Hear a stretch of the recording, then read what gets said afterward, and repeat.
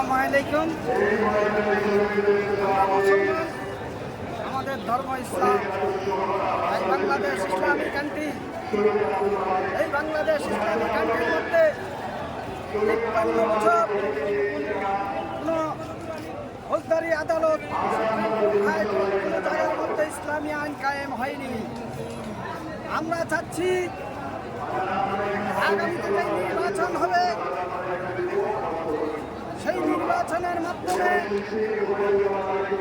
দাঁড়িপাল্লাকে vote দিয়ে সংসদে আল্লাহর আইন কায়েম করে সুষ্ঠুভাবে দেশ চলার পরিবেশ সৃষ্টি করার জন্য। আমি দেখেছি, আমার বয়স 50, দেলোয়ার হোসেন সাঈদী ইসলামের একটা মেরুদণ্ড। সেই ইসলামের মেরুদণ্ডকে ভেঙে দিয়েছে এই ৫৩ বছরের তারা শাসক ছিল। তাই সেই শাসককে এখন আর মানুষ চায় না। আমাদের জন্ম হয়েছে, মৃত্যু হবে। আমরা সবাই আল্লাহ রাসূলের বিধান মানব, আমরা আল্লাহর কোরআন মানব, আল্লাহর কোরআন আইন প্রয়োগ করব। পার্লামেন্টে আল্লাহু আকবার, আউযু বিল্লাহ, বিসমিল্লাহ শুরু করে আল্লাহর আইন চালু করবে। এই দেশ থেকে চাঁদাবাজি, লুটতরাজ, হত্যা, আহাজারি এগুলো বন্ধ করা হবে।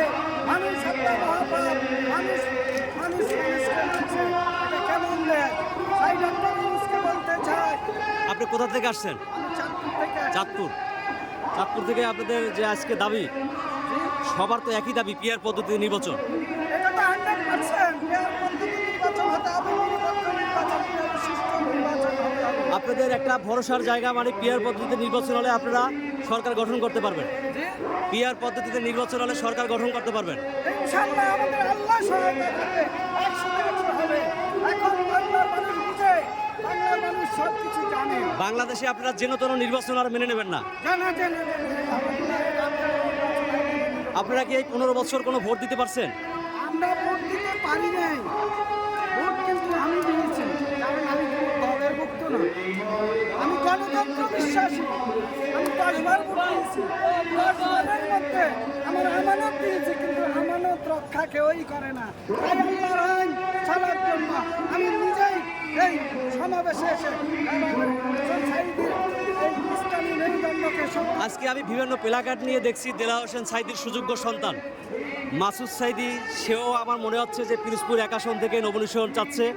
মানে তাকে কি আপনাদের দল থেকে মনে হয় নমিনেশন কনফার্ম করা হয়েছে? এবং ওনার দেখলাম অনেক প্লাকার্ড নিয়ে অনেক মানুষ, মানে যে জনগণের যে ভালোবাসা, সেটার বহিঃপ্রকাশ আজকে এই মহাসমাবেশে দেখতে পেলাম। যে ওনাদের যে জনসমর্থন, মানে সবার আকাশচুম্বী।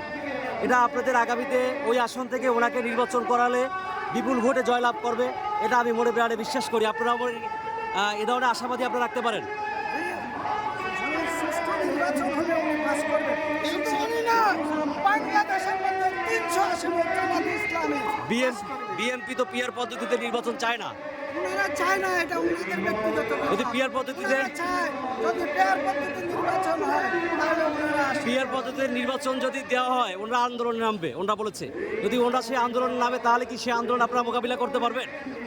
এই দেশের মধ্যে 18 কোটি মানুষ, 18 কোটি মানুষের মধ্যে 14 কোটি মানুষ গণঅভ্যুত্থানের মাধ্যমে ছাত্র জনতার ম্যান্ডেট নিয়ে ইউনূস সরকারকে ক্ষমতায় বসায়। আপনারা কি ফেব্রুয়ারিতে নির্বাচন চান, না আরও আপনাদের সংস্কার বাকি আছে? সংস্কার বাকি আছে, সংস্কার বাকি আছে, নির্বাচন বাকি আছে, বিচার বাকি আছে, তারপরে নির্বাচন। জি, আপনি কিছু বলবেন? আপনি কিছু বলবেন আঙ্কেল, কিছু বলবেন?